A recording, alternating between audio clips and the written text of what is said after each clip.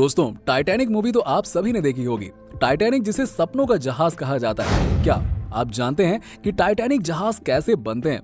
किस तरह से इन जहाजों को पानी में उतारा जाता है? अगर आपको इसका जवाब नहीं मालूम है तो घबराइए नहीं, क्योंकि आज हम आपको बताएंगे कि कैसे आखिरकार फैक्ट्री में टाइटैनिक जैसे विशाल जहाज बनाए जाते हैं। दोस्तों, वीडियो में बने रहिए क्योंकि आज की वीडियो काफी इंटरेस्टिंग और मजेदार होने वाली है। अगर आप हमारे चैनल पर नए हैं तो चैनल को बेल आइकन दबाकर फटाफट सब्सक्राइब कर लीजिएगा, ताकि आपको आगे आने वाले सभी इंटरेस्टिंग वीडियोस के नोटिफिकेशंस मिलते रहें और आपसे कोई वीडियो मिस ना हो। Costing and manufacturing company. दोस्तों, अगर हम बात करते हैं एक क्रूज कंपनी को बनाने में कितना लागत लगता है, तो एक बड़े क्रूज शिप को बनाने में अरबों रुपए लगते हैं। इसीलिए इसके निर्माण की जिम्मेदारी छोटी मोटी कंपनियों को नहीं दी जाती है, बल्कि इनका निर्माण Carnival Corporation and Royal Caribbean Cruises Limited और रूस लाइन होल्डिंग द्वारा किया जाता है। Symphony of the Seas. अगर हम बात करें कि दुनिया के सबसे बड़े क्रूज शिप के बारे में, तो ये है सिम्फनी ऑफ द सीज। इसका ओवरऑल लेंथ है 1184.42 फीट और इसका वजन लगभग है 22,808 ग्रॉस टन।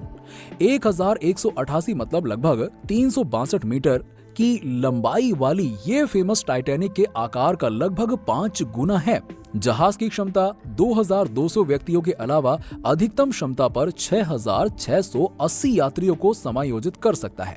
अकेले लंबाई के संदर्भ में यदि सिम्फनी ऑफ द सीज अपनी कड़ी पर संतुलित होती है, तो ये यूरोप के 2 सबसे ऊंची इमारतों से भी अधिक ऊंची हो जाती है। विलासिता और मनोरंजन को ध्यान में रखते हुए जहाज की सुविधाओं में 20,000 से अधिक मेडिटेरियन पौधे वाला एक पार्क, एक बच्चों का वाटर पार्क, समुद्र में दुनिया का सबसे ऊंचा वाटर साइड, 40 बार और रेस्तरां, 2 रॉक क्लाइंबिंग दीवारें, वेस्ट एंड अनुपात के 2 थिएटर शामिल हैं। Basketball court, gym, casino, mini golf course, इसमें हर वो चीज मौजूद है जो किसी एक शहर में होती है। यानी कि हम कह सकते हैं कि सिम्फनी ऑफ द सीज पानी में चलने वाला एक घूमता फिरता शहर है। दोस्तों, एक क्रूज शिप का बाहरी हिस्सा सिलिकॉन और एल्यूमिनियम से बना होता है और इसका अंदरूनी हिस्सा लकड़ी और कांच से बना होता है, जो इसे देखने में तो एकदम भारी भरकम बनाता है, लेकिन इसका वजन काफी हल्का होता है। इसे बनाते वक्त ये खास तौर पर ध्यान में रखा जाता है कि इसे ऐसे आकार और वजन दिया जाए जिससे ये अपने वजन से ज्यादा पानी को हटाए और आसानी से तैर सके। तो आइए अब हम बात करते हैं कैसे एक आलीशान जहाज को बनाया जाता है। इसे बनाने के लिए कितना वक्त और कितना पैसा लगता है। दोस्तों, टाइटैनिक जैसे विशाल काय जहाज को बनाने में लगभग 2 से 2.5 साल का वक्त लग जाता है, जिसमें एक जहाज को कई बार अलग अलग परिस्थितियों में रखकर उसकी टेस्टिंग की जाती है।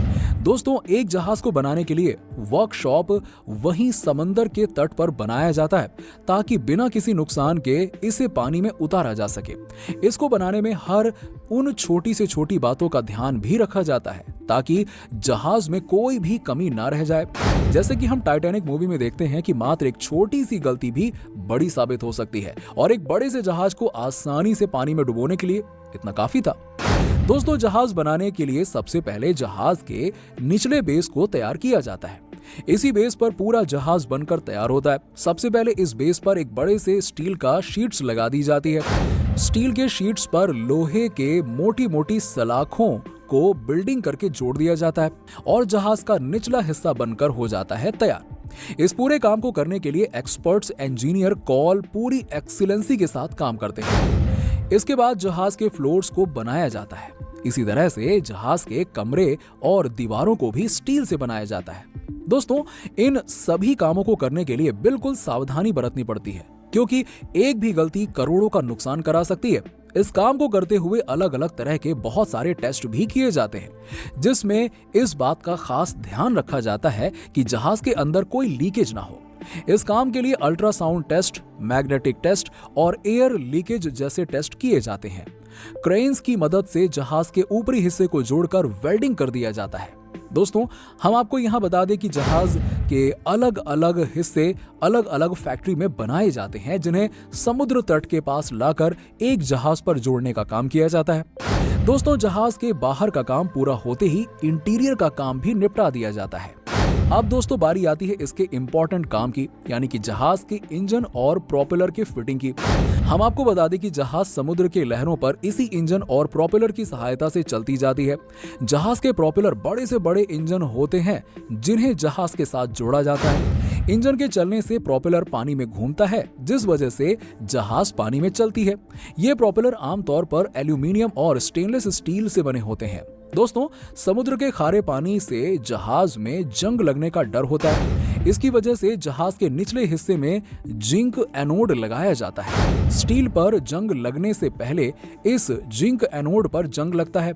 इस प्रोसेस के बाद जहाज के निचले हिस्से से सैंड ब्लास्टिंग की जाती है। और दोस्तों, इस प्रोसेस में जहाज को जंग से बचाने के लिए जहाज के हिस्से में हाई प्रेशर से जंग निरोधक पदार्थों से कोट किया जाता है और इससे स्टील की सतह बिल्कुल स्मूथ हो जाती है। इंटीरियर, जहाज के इंटीरियर को काफी खूबसूरत बनाया जाता है। इसके लिए जहाज के स्टीलों के दीवारों पर लकड़ी और अलग अलग मटेरियल का इस्तेमाल किया जाता है।